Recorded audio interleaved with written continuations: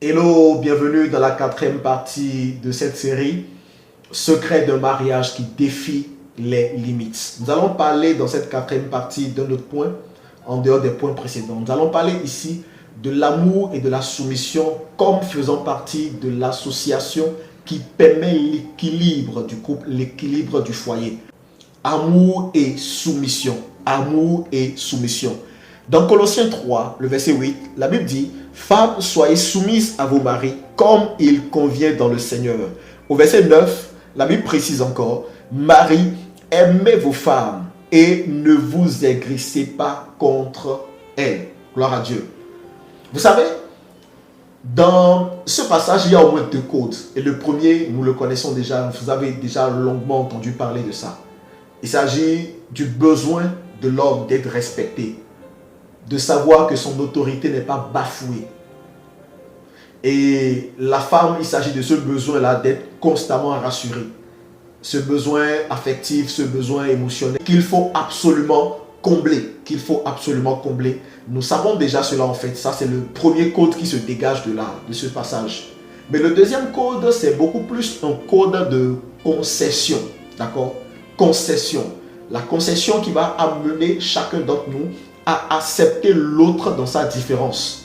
À accepter comment? L'autre dans sa différence en abandonnant parfois notre ego, nos intérêts, nos convictions.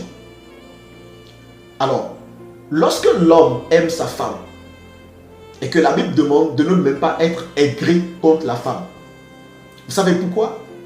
Parce que dans le déploiement de l'autorité de l'homme, l'homme va retrouver des obstacles.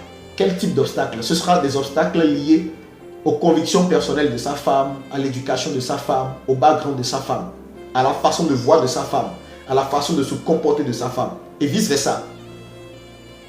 La femme également, en voulant se soumettre à son homme, va se retrouver opposée parfois, d'accord, à des façons de faire et de penser de son homme qu'elle ne va pas agréer, qu'elle ne va pas aimer. Mais la Bible nous demande d'aimer nos femmes et demande à la femme de se soumettre à l'homme. Cela permettra à ce que l'homme, dans l'amour qu'il manifeste à sa femme, d'être obligé parfois d'accepter sa femme dans sa différence et d'abandonner parfois son ego, de mettre son ego de côté. Et la femme aussi, elle doit simplement voir à la façon de faire de son mari, de parler de son mari. Elle ne va pas accepter, respecter cette parole-là, se soumettre à son mari. Et donc, votre soumission à vous va vous obliger parfois à abandonner ce que vous pensez vrai. Ce à quoi vous tenez si tant. Pour laisser passer la conviction ou la façon de faire de votre mari. Et ça va être tout le temps ça dans la maison. La femme qui va devoir à chaque fois laisser passer certaines choses. Pourquoi? Parce qu'elle cherche à préserver l'unité. L'homme qui va être aussi obligé de laisser passer certaines choses. Pourquoi? Parce qu'il cherche à préserver l'unité. En fait, c'est le deuxième code qui se retrouve dans ce passage-là.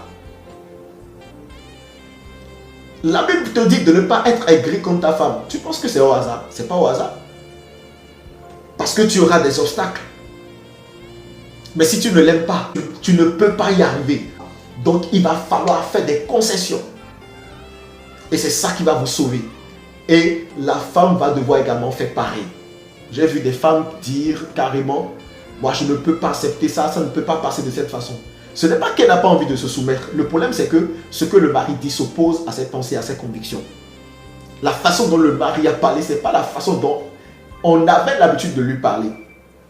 Mais avec le temps, elle a fini par abandonner, elle a fini par laisser tomber ça. Pourquoi? Parce qu'elle recherchait l'unité de sa maison. Nous avons parlé d'équilibre. Quand la Bible parle de se soumettre de la femme et d'aimer de l'homme. Donc, on parle d'équilibre. Donc, les concessions dans la maison, ce sont des choses qu'il faut obligatoirement faire. Si vous ne faites pas des concessions, vous ne pouvez pas vivre ensemble. Donc, le deuxième code qui se dégage du fait d'aimer sa femme et de ne pas être aigri contre elle, c'est ça.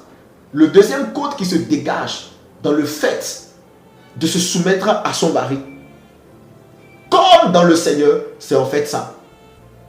Faire les concessions. Et accepter aussi parfois l'autre dans sa différence, sans vouloir obligatoirement qu'on ait raison.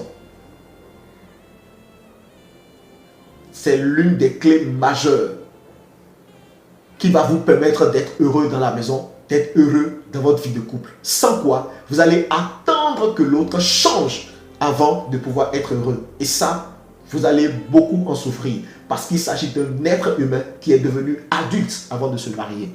Et le changement que vous attendez, ça peut prendre du temps. Ça peut faire 10 ans, ça peut faire 15 ans. Et oui, ça peut prendre du temps. Mais avant ça, il vous faut faire des concessions et accepter parfois l'autre dans sa différence. Que Dieu vous bénisse abondamment. Shalom. Et on se retrouve tout de suite dans la 5e partie de cette série. Merci de nous choisir pour votre édification, pour vos requêtes de prière et vos besoins d'orientation. Shalom.